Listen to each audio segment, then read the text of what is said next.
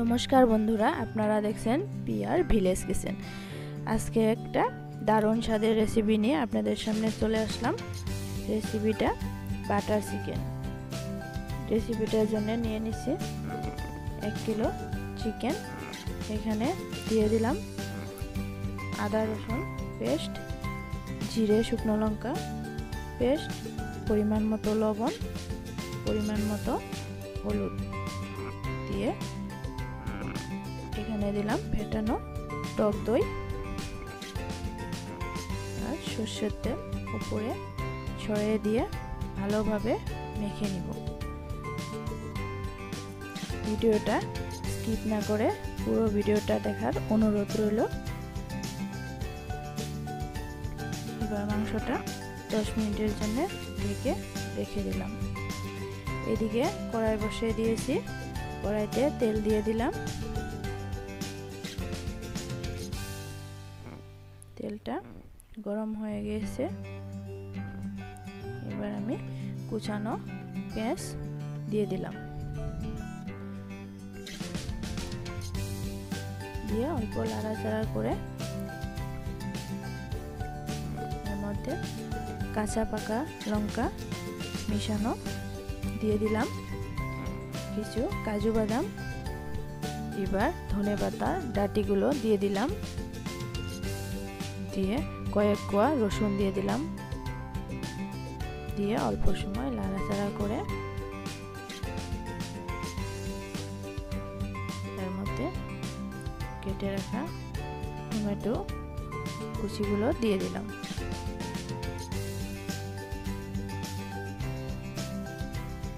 দিয়ে অল্প লবণ অল্প হলুদ দিয়ে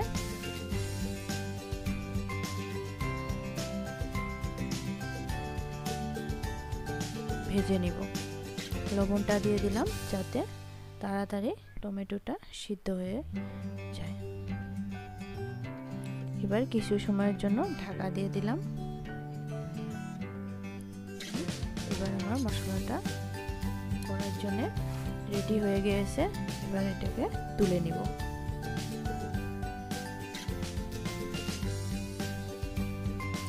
এই তেলে আর অল্প তেল দিয়ে দিলাম।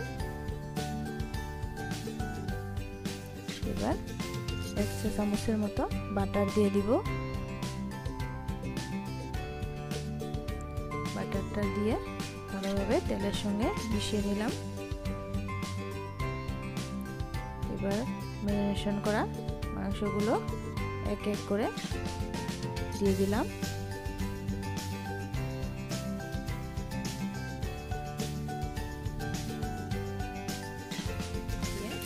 এটাকে নাড়াচাড়া করে অল্প সময় ভেজে নিব। এবার উল্টে দিব মাংসগুলোকে।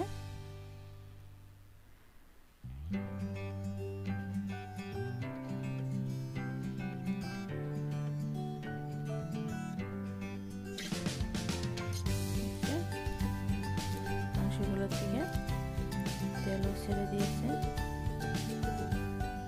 আর কিছু সময় ভেজে নিব।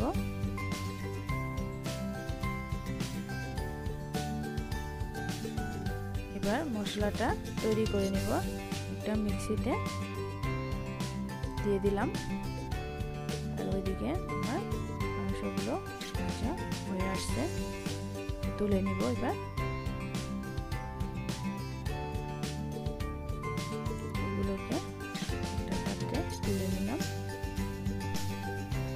এবার কড়াইটাকে সাফা করে নিলাম। নিয়ে কড়াই বসিয়ে দিয়েছি। কড়াইটা গরম হয়ে গিয়েছে, তেল দিয়ে দিলাম। এবার এই তেলের মধ্যে যে মশলাটা পেস্ট করে নিয়েছিলাম ওই মশলাটা দিয়ে দিলাম। মশলাটা দিয়ে অল্প সময় নাড়াচাড়া করে এর মধ্যে আমি জল দিয়ে দিব পরিমাণ মতো। এবার আমি জলটা বাটিতে লেগে থাকা মশলাগুলো ধুয়ে জল দিয়ে দিলাম। জলটা দিয়ে কিছু সময় জাল হতে দিব।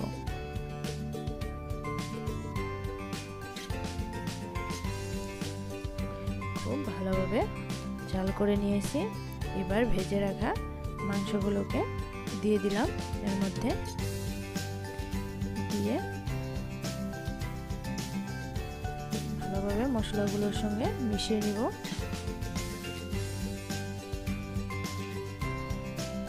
মিশিয়ে নিয়ে কিছু সময়ের জন্য ঢাকা দিয়ে দিলাম। কিছু সময় পর ঢাকাটা তুলে নিচ্ছি।